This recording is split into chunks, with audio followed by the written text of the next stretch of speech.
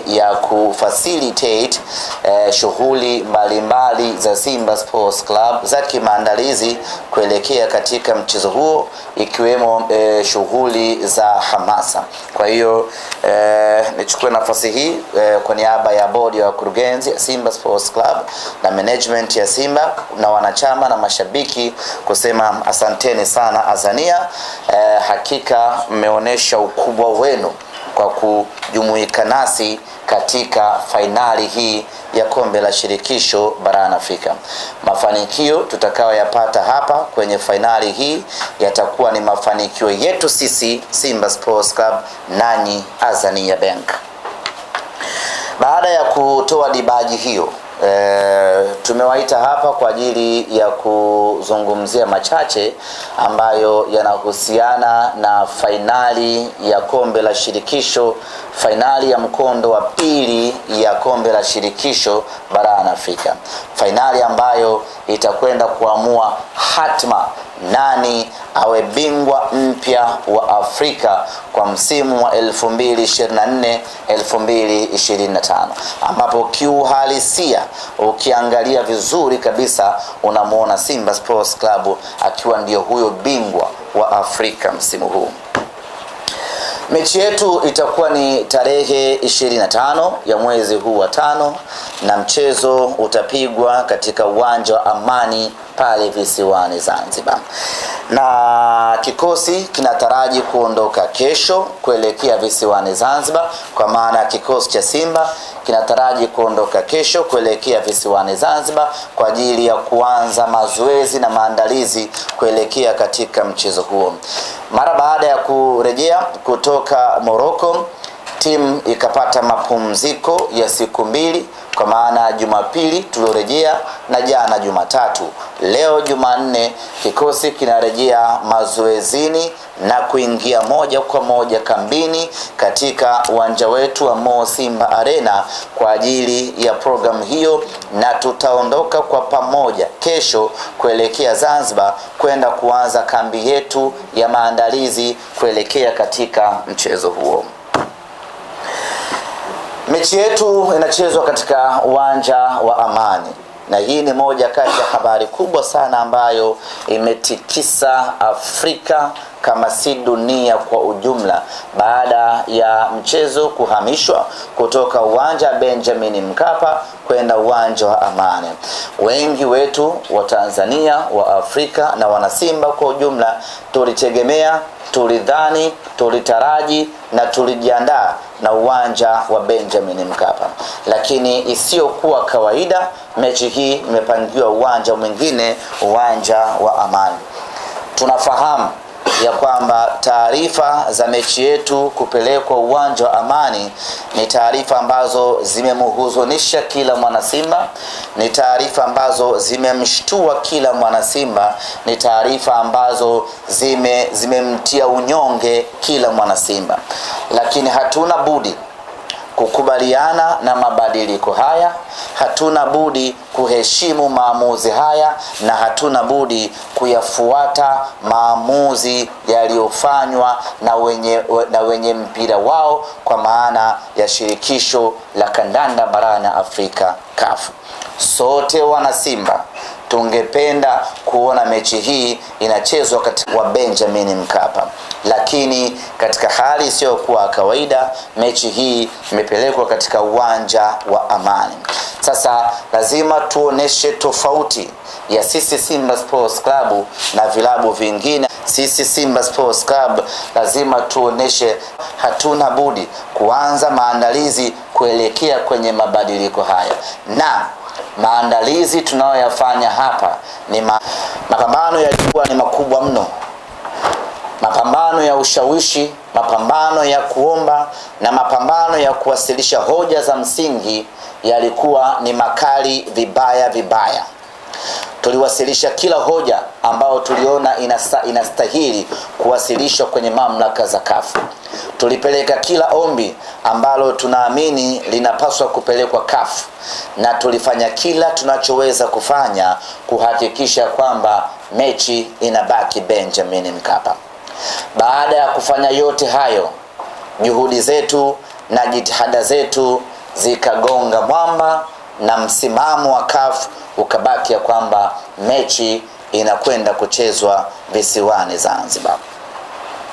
Ziko fikra nyingi za watu ya kwamba pengine ni figisu, pengine mnyama anataka kunyongwa, pengine kuna uhuni unafanyika.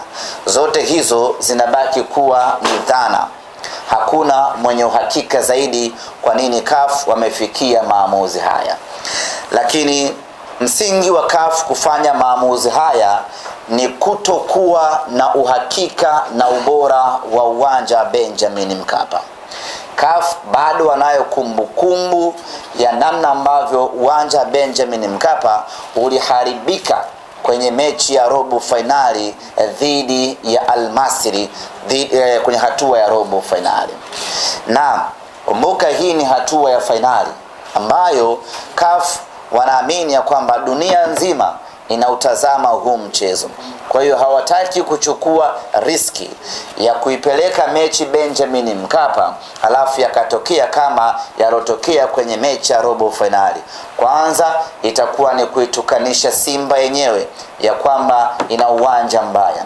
Pili ni kuitukanisha Tanzania ya kwamba ina uwanja mbaya. Tatu ni kuitukanisha Afrika yenyewe na mpira wake ya kwamba mechi kubwa ya finali imechezwa kwenye uwanja mbaya.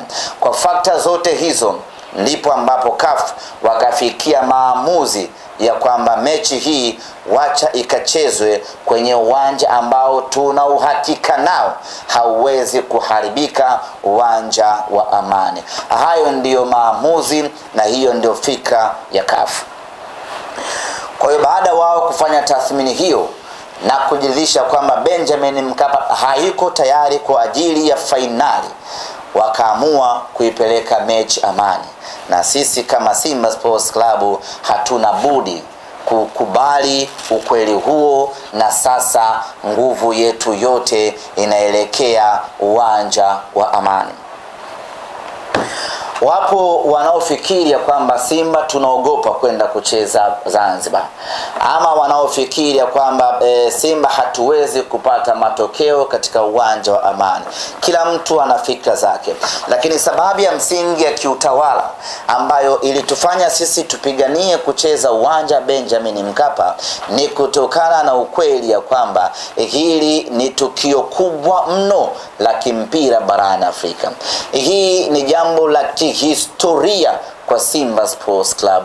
Tunaamini ya kwamba kila mwana Simba alikuwa na kiu na shauku na hamu ya kuja kushuhudia huu mchezo katika mchezo huu wa finali. Na kwa mantiki hiyo tulitegemea kuona watu wengi zaidi wakija Benjamin Mkapa waje wauone huu mchezo.